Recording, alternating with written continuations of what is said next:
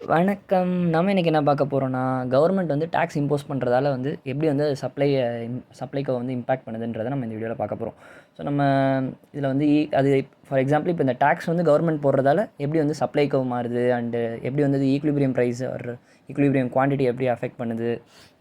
And நம்ம இதில் வந்து டெட் வெயிட் லாஸ்லாம் என்னன்றதை பார்க்க போகிறோம். அண்டு பேசிக்லி கவர்மெண்ட் வந்து டாக்ஸ் போடுறதால வந்து எப்படி நம்ம டிமாண்ட் சப்ளைக்கோ வந்து அஃபெக்ட் ஆகுதுன்றதை நம்ம இந்த வீடியோவில் பார்க்க போகிறோம். ஸோ டாக்ஸஸ்னால் என்ன அப்படின்னா, கவர்மெண்ட் வந்து வரி பணம், கவர்மெண்ட் வாங்குகிற வரி பணம். ஸோ வரினா என்ன, கவர்மெண்ட்டுக்கு பேசிக்கலி ஒரு ரெவென்யூ மாதிரின்னு வச்சுக்கோங்களேன். ஸோ டாக்ஸஸ் வந்து என்னென்ன இருக்கும், 2 டைப்ஸ் ஆஃப் டாக்ஸஸ் இருக்குது. டைரக்ட் டாக்ஸ்னு ஒன்று இருக்குது, இன்டைரக்ட் டாக்ஸ்னு ஒன்று இருக்குது. டைரக்ட் டாக்ஸ்னால் பேசிக்கலி டாக்ஸ் ஆன் ஏர்னிங்ஸ்னால் நம்ம வந்து இன்கம் டேக்ஸ் வந்து சொல்லலாம், ஒரு கார்ப்பரேட் டேக்ஸை சொல்லலாம். ஸோ இதெல்லாம் வந்து நம்ம ஏர்ன் பண்ணுறதுல வந்து கவர்மெண்ட் வந்து டேக்ஸ் போட்டு அதை வரி பணமாக அவங்க பிடிக்கிறாங்க. அண்ட் இன்டைரக்ட் டாக்ஸஸ்னு சொல்கிறாங்க. இன்டைரக்ட் டாக்ஸ்னால் basically taxes on transactions. So indirect டாக்ஸஸ்னால் வந்து எக்ஸாம்பிளுக்கு வந்து இந்த வேல்யூ ஆடட் டேக்ஸ் ஆர் நம்ம இந்த அதர் இந்த ரெஸ்டாரண்ட்ஸ்லலாம் போடுறாங்களே அந்த மாதிரி டேக்ஸஸ் ஒரு இன்டெரக்டாக நம்ம என்னென்ன இதெல்லாம் ட்ரான்சாக்ஷன்ஸ் பண்ணும்போது டேக்ஸஸ் வருது, இதெல்லாம் வந்து நம்ம இன்டைரக்ட் டாக்ஸஸ்ன்னு சொல்லுவோம். ஸோ நம்ம வந்து இப்போது அது எப்படி அஃபெக்ட் பண்ணுது, நம்ம டாக்ஸஸ்ன்றது பேசிக்கலி தான் கவர்மெண்ட்டுக்கு வந்து ரெவென்யூ மாதிரி டாக்ஸஸ்ன்றது. ஸோ அதை வந்து நம்ம எப்படி நம்ம சப்ளைக்கோ வந்து அஃபெக்ட் பண்ணுதுன்றதை நம்ம இந்த வீடியோவில் பார்க்க போகிறோம். ஸோ லெட்ஸே நம்ம வந்து ஒரு எக்ஸாம்பிள் வச்சுருக்கோம். நம்ம வந்து இங்கே சோனுன்னு ஒரு ஆள் இருக்கான். சோனுன்றவன் ஒரு ஃபிஷர்மேன், ஓகேவா, ஃபிஷர்மேன். ஸோ அவன் வந்து மார்க்கெட்டில் வந்து லெட்ஸே 30 ரூபா இருக்குதுன்னு வச்சுக்கோங்க. ஜஸ்ட் இமேஜினரி வேல்யூஸ் தான் எல்லாம், ஓகேவா. 30 ரூபா இருக்கும்போது மார்க்கெட்டில் 30 ரூபா இருந்துச்சுன்னா அவன் வந்து எவ்வளோ சப்ளை பண்ணுவான் அப்படின்னா, மீன் பிடிக்க போகிறான். அவன் போட் எடுத்துகிட்டு மீன் பிடிக்க போகிறான். ஒரு குறிப்பிட்ட டிஸ்டன்ஸ்க்கு போய் பிடிக்கணும் அவனை.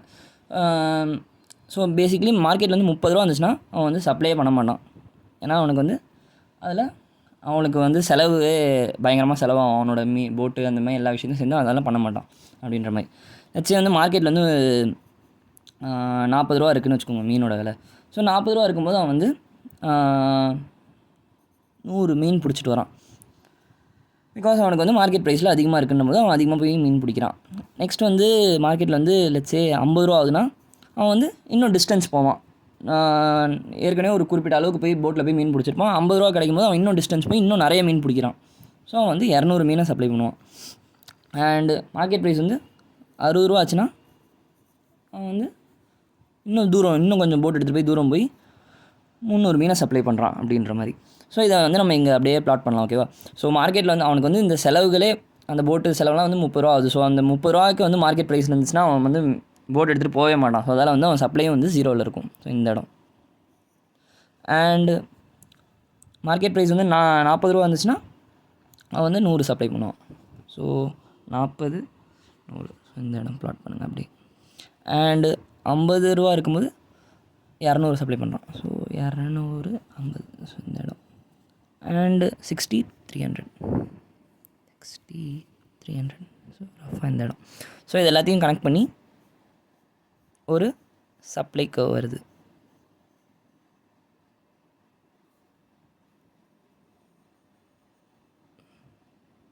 ஓகேவா. ஸோ இவ்வளோ அவன் சப்ளை பண்ணுறான். லெட்ஸே வந்து கவர்மெண்ட் வந்து 10 ரூபா டேக்ஸ் போடுது. 10 ரூபா டேக்ஸ் வந்து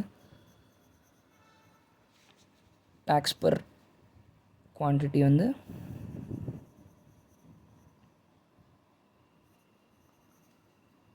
10 ரூபா. கவர்மெண்ட் வந்து 10 ரூபா வரி பணமாக போடுதுன்னு வச்சுக்கோங்களேன். அப்போ என்ன ஆகும், இந்த சப்ளைக்கோ வந்து அப்படியே வந்து ஒரு எல்லாமே வந்து அப்வர்டாக வந்து ஒரு இது ஷிஃப்ட் ஆகும். ஸோ ஏன் அப்படின்னு பார்த்தீங்கன்னா, இப்போ நம்ம இதில் பார்க்கலாம், ஓகேவா. இதை ஒரு எக்ஸாம்பிளாக பார்க்கலாம், அப்போ இன்னும் நல்லா புரியும். ஸோ கவர்மெண்ட் வந்து 10 ரூபா டேக்ஸ் போட்டுச்சுன்னா என்ன ஆகுனா, அவன் சம்பாதிக்கிறதுலேருந்து அவன் வந்து 10 ரூபா வந்து கவர்மெண்ட்டுக்கு கொடுக்குற மாதிரி இருக்கும். ஸோ அப்போ அந்த சினரியோவில் என்ன நடக்குதுன்னு பார்க்கலாம். லெட்ஸே வந்து மார்க்கெட்டில் வந்து இப்போ வந்து ப்ரைஸ் வந்து 40 ரூபா இருக்குன்னு வச்சுக்கோங்க. 40 ரூபா இருக்கும்போது அவன் கவர்மெண்ட்டுக்கு டேக்ஸ் வந்து 10 ரூபா அவன் கொடுக்கணும். ஸோ 10 ரூபா கொடுத்துட்டா அவனுக்கு வந்து அவன் கையில் எவ்வளோ ப்ரைஸ் சோனும் கெட்ஸ் ஆஃப்டர் டேக்ஸ். 40 ரூபா மார்க்கெட்டில் ப்ரைஸ் இருந்துச்சுன்னா அவனுக்கு வந்து 10 ரூபா அங்கே கவர்மெண்ட் கொடுத்துருவான். ஸோ அவனுக்கு 30 ரூபா தான் கிடைக்கும். ஸோ 30 ரூபா கிடச்சிதுன்னா அவன் போவானா, சப்ளை பண்ணுறது ஏற்கனவே 30 ரூபா இருக்கும்போது 0 தான் சப்ளை பண்ணான். ஏன்னா வந்து 30 ரூபா வந்து அவனோட அந்த போட்டு அந்த இதெல்லாம் செலவுக்கே வந்து அவனுக்கு செலவாகுன்றதுனால அவன் வந்து ஒன்றுமே சப்ளை பண்ண மாட்டான். லெட்ஸே வந்து கவர்மெண்ட்டில் வந்து டேக்ஸ் 10 ரூபா போட்டதுனால அவன் வந்து எதுவுமே 40 ரூபான்ற ப்ரைஸ் இருக்கும்போது அவன் வந்து எதுவுமே சப்ளை பண்ண மாட்டான். லட்சே வந்து ப்ரைஸ் வந்து மார்க்கெட்டில் வந்து 50 ரூபா ஆகுதுன்னு வச்சுக்கோங்க. 50 ரூபா ஆச்சுன்னா அவன் வந்து கவர்மெண்ட்டுக்கு 10 ரூபா கொடுத்துருவான். அண்ட் அவன் கையில் எவ்வளோ மிச்சம் நிற்கும்? 40 ரூபா கிடைக்கும். ஸோ 40 ரூபா இருக்கும்போது அவன் போவான்.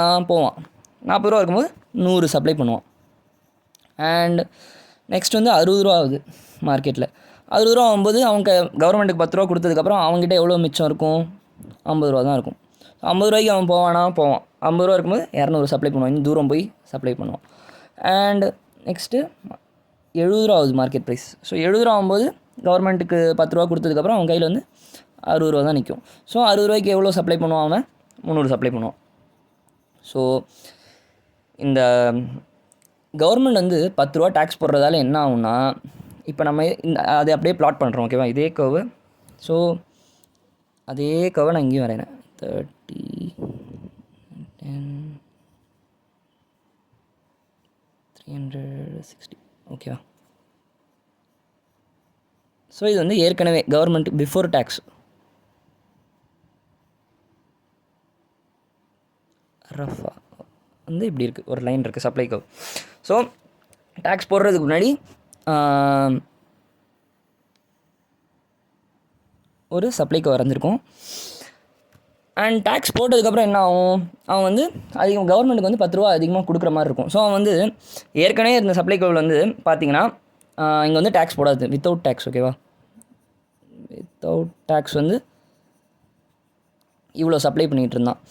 அண்ட் இவ்வளோ ப்ரைஸில் சப்ளை பண்ணிகிட்டு இருந்தான். ஸோ டேக்ஸ் போட்டதுக்கப்புறம் என்ன ஆகுனா, அப்படியே பாருங்கண்ணா, இப்போ இதை ப்ளாட் பண்ணுங்கள். அப்படியே 40 ரூபா 0 தான் சப்ளை பண்ணுறான். டேக்ஸ் போட்டதுக்கப்புறம் 50 ரூபானா 100 தான் சப்ளை பண்ணுறான். ஸோ எல்லாத்துலேயும் வந்து ஒரு ப்ரைஸ் அப்படியே இன்க்ரீஸ் ஆகிருக்கு. ஸோ அப்படியே 40 ரூபா இருக்கும்போது 0 தான் சப்ளை பண்ணுறான். அண்ட் 50 ரூபா இருக்கும்போது 100 சப்ளை பண்ணுறான். அண்ட் 60 ரூபா இருக்கும்போது 200 சப்ளை பண்ணுறான். அண்ட் 70 ரூபா இருக்கும்போது 300 சப்ளை பண்ணுறான். ஸோ அதான் இந்த கிராஃப் அப்படி இருக்குது. ஸோ டேக்ஸ் போட்டதுக்கப்புறம் அவனுக்கு வந்து அப்படியே அந்த சப்ளை கர்வ் வந்து மேலே போகுது. ரஃபாக அப்படி பார்த்தீங்கன்னா, ஸோ பேசிக்லி இந்த 10 ரூபா வந்து அவன் வந்து கவர்மெண்ட்டுக்கு டேக்ஸாக கொடுக்கறதுனால அந்த சப்ளை கர்வ் மேலே போகுது. ஸோ அதான் வந்து நம்ம இங்கே சொல்கிறோம். Specific per unit tax on suppliers will shift the supply curve upwards by amount of the tax per unit supplied. So நம்ம இங்கே 10 ரூபா போட்டிருக்கோம். அதால் ஏற்கனவே இருந்த சப்ளை கர்வ்லேருந்து அப்படியே எல்லாமே ஷிஃப்ட் ஆகும். ஒரு ப்ரைஸ்லேயும் நம்ம அந்த ப்ரைஸ்க்கு அவன் எக்ஸ்ட்ரா ஏற்கனவே இருந்தபோது இவ்வளோ தான் சப்ளை பண்ணான். அண்ட் நம்ம ப்ரைஸ் இப்போ இன்க்ரீஸ் ஆனாலும் அவன் வந்து அதே ரேட்டில் தான் சப்ளை பண்ணிகிட்ருக்காங்க பாருங்கள். ஏன்னா வந்து அவன் வந்து 10 ரூபா வந்து கவர்மெண்ட்டுக்கு வரி பணமாக செலுத்துவான். ஸோ அதெல்லாம் வந்து என்ன ஆகுனா, எல்லாத்தோட சப்ளை இந்த பாயிண்ட்ஸ் எல்லா டேட்டா பாயிண்ட்ஸும் வந்து ஒரு யூனிட் வந்து அப்வர்டில் போகுது. ஸோ சப்ளை கர்வே வந்து அப்படியே மேலே ஷிஃப்ட் ஆகுது, மேலே அப்வர்ட். ஸோ எல்லாத்துலேயும் ஒரு இது இன்க்ரீஸ் ஆகிறதால நம்ம இங்கே ப்ளாட் பண்ணதுனால தான் இது இப்படி ஆயிருக்கு. ஓகேவா? ஸோ அதெல்லாம் என்ன ஆகுனா, அதான் இங்கே சொல்கிறாங்க அப்வர்ட்ஸ் சப்ளை கர்வ் வந்து டேக்ஸ் போடுறதால என்ன ஆகுனா, ஒரு யூனிட் எவ்வளோ அமௌண்ட் வந்து நம்ம டேக்ஸ் அப்ளை பண்ணுறோமோ அதுலேருந்து அப்வர்டாக போகும் அப்படின்றாங்க. ஸோ இங்கே எல்லாத்துலேயும் அப்வர்டாக அப்படியே மேலே போயிருக்கு. ஸோ இப்போ என்ன ஆயிருக்கும் அப்படின்றத நம்ம இம்பேக்ட். ஸோ இந்த அப்சர்வேஷன்ஸில் நம்ம என்ன தெரிஞ்சுக்கிறோம்னா, டேக்ஸ் போட்டால் வந்து ஒரு யூனிட் அப்வர்டாக வந்து இந்த சப்ளை கர்வ் மேலே போவோம் அப்படின்றத நம்ம இந்த வீடியோவில் நம்ம பார்க்குறோம். நெக்ஸ்ட்டு வந்து நம்ம ஜஸ்ட் ஒரு எக்ஸாம்பிள்ஸோடு பார்க்கலாம். லெட்ஸே நம்ம வந்து இங்கே ஒரு செல்ஃபோன் மேனுஃபேக்சராக இருக்கும். ஓகேவா? ஸோ இது வந்து நம்மளோட மார்க்கெட்டோட ஈக்விலிபிரியம் ப்ரைஸ். நம்ம டிமாண்ட் கர்வ், இது வந்து டிமாண்ட் கர்வ், அண்ட் இது வந்து சப்ளை கர்வ், அண்ட் இங்கே ப்ரைஸ் அண்ட் குவான்டிட்டி இருக்குது. ஓகேவா? ஸோ ரெண்டும் இந்த equilibrium quantity or market price, market வந்து 40 ரூபா இருக்குன்னு வச்சுக்கோங்க. அந்த ப்ரைஸில் வந்து எவ்வளோ குவான்டிட்டி டிமாண்டும் குவான்டிட்டி சப்ளைடும் ஈக்குவலாக இருக்கும். ஸோ 1000 ஃபோன் சப்ளையர்ஸ் விற்கிறாங்க அண்ட் 1000 ஃபோன் வந்து வாங்குறாங்க. ஓகேவா? கன்சியூமர்ஸ். ஸோ இது வந்து ஒரு செல்ஃபோன் மார்க்கெட். ஓகேவா? செல் மார்க்கெட். ஸோ டேக்ஸ் போடுறதால என்ன ஆகுன்றதை நம்ம இப்போ இதில் இம்பேக்டை ரீட் பண்ணலாம். ஓகேவா? ஸோ நம்ம டேக்ஸ் போட்டால் என்ன ஆகும்? நம்ம ஏற்கனவே சொன்னோம், இங்கே 30 ரூபாவில் இருக்கும்போது நம்ம ப்ரைஸ் வந்து இங்கே 30 ரூபா இருக்குது. ஓகேவா? அந்த இடத்துல ஈக்விலிபிரியம் ப்ரைஸ் வந்து 40 ரூபா இருக்குது. ஸோ டேக்ஸ் போடுறதால என்ன ஆகும்? நம்ம வந்து லெட்ஸே கவர்மெண்ட் வந்து இங்கே 10 ரூபா டேக்ஸ் போடுது. 10 ரூபா டேக்ஸ் போட்டால் என்ன ஆகும்னு நான் சொன்னேன். நம்ம அந்த கர்வ் வந்து மேலே அப்வர்டாக எவ்வளோ டேக்ஸ் போடுறாங்களோ இது 10 யூனிட்ஸ் மேலே போகுது. ஸோ இந்த இடத்துல இது 1000 ரூபா அண்ட் இது வந்து 40 ரூபா இருக்குது. இது வந்து சப்ளை கர்வ். ஓகேவா? ஸோ நம்ம டேக்ஸ் போடுறதால இது என்ன ஆகும்னா அந்த சப்ளை கர்வ் வந்து ஒரு இது மேலே போகுது. இங்கே வந்து 40 ரூபா இருக்குது, இங்கே 30 ரூபா தான் இருக்குது. ஓகேவா? ஸோ 30 ரூபாயிலேருந்து இப்போ 40 ரூபாய்க்கு மேலே போகுது அப்படியே. ஸோ சப்ளை கர்வ் ஷிஃப்ட் ஆகுது அப்வர்டாக. ஸோ இது வந்து சப்ளை ப்ளஸ் டேக்ஸ். ஸோ இப்படி ஷிஃப்ட் ஆகிறதால என்ன ஆச்சுன்றதை நம்ம இப்போ ஸ்டடி பண்ணலாம். ஸோ இங்கே இது ஏற்கனவே இருந்த கர்வு டிமாண்ட் சப்ளை கர்வ், அதே தான் இங்கேயும் வரைஞ்சிருக்கும். அண்ட் நம்ம இது வந்து புதுசாக வந்து சப்ளை டேக்ஸ் போடுறதால வந்து நம்ம அடிஷ்னலாக வந்து சப்ளை கர்வ் மேலே ஷிஃப்ட் ஆகிருக்கு. ஸோ அடிஷ்னலாக ஷிஃப்ட் ஆனதுனால என்ன ஆயிருக்குன்னா புதுசாக ஒரு மார்க்கெட் ப்ரைஸ் வந்துருக்கு. ஸோ புதுசாக வந்ததில் வந்து எவ்வளோ இருக்குது? இது வந்து 48 ரூபா ஆயிருக்கு. And quantity supplied and demanded வந்து கம்மியாக இருக்குது. 800 குவான்டிட்டி தான் நம்ம சப்ளை பண்ணுறோம். ஸோ பேசிக்லி டேக்ஸ் போடுறதால என்ன ஆயிருக்குன்னா சப்ளையர்ஸ் வந்து இங்கே ஆக்சுவலாக இருந்தபோது 40 ரூபாய்க்கு வந்து 1000 குவான்டிட்டியில் வந்து செல்ஃபோன் டிமாண்ட் பண்ணிகிட்டு இருந்தாங்க அண்ட் சப்ளை பண்ணிகிட்டு இருந்தாங்க. இப்போ டேக்ஸ் போட்டதுனால என்ன ஆயிருக்குன்னா புதுசாக ஒரு மார்க்கெட் ப்ரைஸ் டிமாண்ட்கவும் சப்ளைக்கும் மீட் பண்ணுற இடம் இது. ஸோ மார்க்கெட் ப்ரைஸ் வந்து 48 ரூபா, விலைவாசி அதிகமாக இருக்குது. 48 ரூபா, 40 ரூபாலேருந்து 48 ரூபா அதிகமாக இருக்குது. அண்ட் குவான்டிட்டி சப்ளை பண்ணுறதும் பாருங்கள் 1000லேருந்து 800 குறைஞ்சிருக்கு. ஸோ அதான் இங்கே சொல்கிறாங்க, application of per unit tax will be result in increase in market price and decrease in quantity bought or sold. So அதான் டேக்ஸ் போடுறதால என்ன இருக்குன்னா அந்த ப்ரைஸ், அந்த பொருளோட விலை வந்து 40 ரூபாலேருந்து 48 ரூபா இருக்குது பாருங்கள், எக்ஸ்ட்ராவாக 8 ரூபா இருக்குது. அண்ட் குவான்டிட்டி சப்ளை பண்ண டிமாண்டும் சப்ளைடும் வந்து கம்மியாக இருக்குது. ஏன்னா வந்து 1000 நம்ம ஏற்கனவே பண்ணிட்டு இருந்தோம். ஸோ விலைவாசி உயர்ந்ததுனால சப்ளைஸ் வந்து கொஞ்சம் கம்மியாக ஆக்கியிருக்காங்க. 800 குவான்டிட்டிலாம் சப்ளை பண்ணியிருக்காங்க. ஸோ இது வந்து அதே தான், மேலே இருந்து அதே இதுதான். ஓகேவா? ரஃபாக அப்படி வரையேன், sorry. So this one is மேலே இருந்து அதே கவ் தான் நான் இங்கேயும் வரைகிறேன். 1000 ஆக்சுவலாக இருக்கும்போது அண்டு இது எவ்வளோ வந்தது? 40 ரூபா வந்தது. யா. அண்டு இது வந்து மேலே எவ்வளோ? 30 ரூபா வந்தது. அண்ட் இதுவும் வந்து 30 ரூபா வந்தது. 40 ரூபா இருக்குது. ஸோ ஓகே, இப்போ என்ன நடந்திருக்குன்னா நம்மளோட எக்ஸ்பெண்டிச்சர் வந்து கம்மியாக இருக்குது அப்படின்னு நான் சொல்கிறேன். வந்து நம்ம எவ்வளோ எக்ஸ்பென்ஸ் செலவாக இருந்தது ஃபஸ்ட் எடுத்தோடனே பார்த்தீங்கன்னா இந்த ஏரியா இது ஆக்சுவலாக இருந்த supply curve and demand curve. So இங்கே வந்து எவ்வளோ இந்த இடத்துல யூனிட் இருந்திருக்கு? 1000 வித்தவுட் டேக்ஸில் இருக்கும்போது இந்த ஏரியா தான் நம்மளோட எக்ஸ்பெண்டிச்சர்.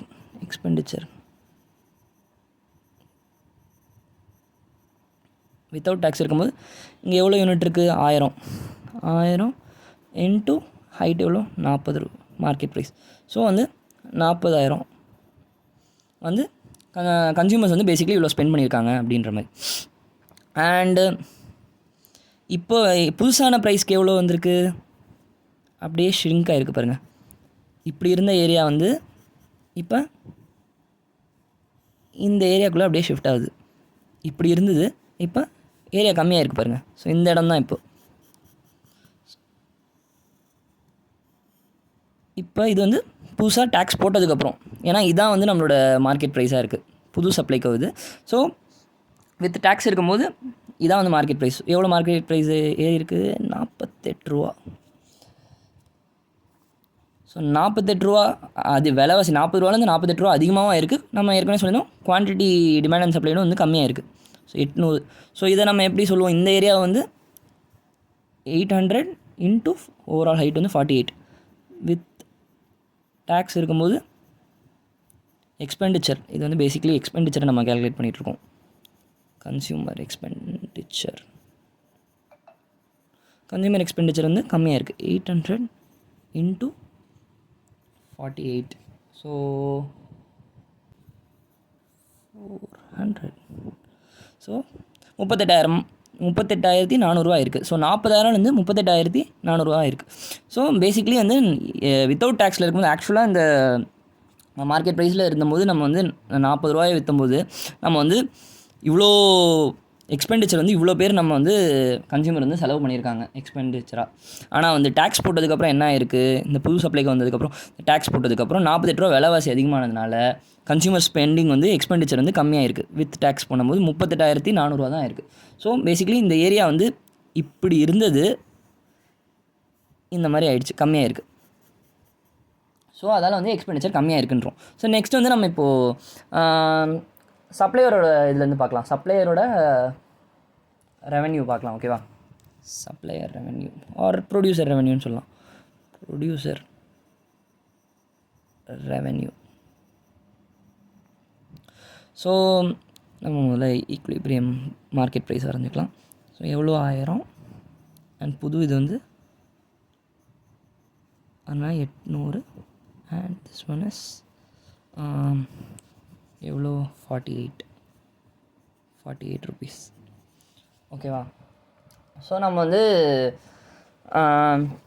டேக்ஸ் போட்டதால் என்ன ஆகும், நம்ம வந்து எப்பயும் இருக்கும்போது ப்ரொடியூசர்ஸ்க்கு எவ்வளோ ரெவென்யூ கிடைக்கிது, இப்படியே வந்து இந்த சப்ளைக்கோவை டச் பண்ணுறோம். சப்ளைக்கோவை டச் பண்ணும்போது 40,000 ரெவென்யூ வந்து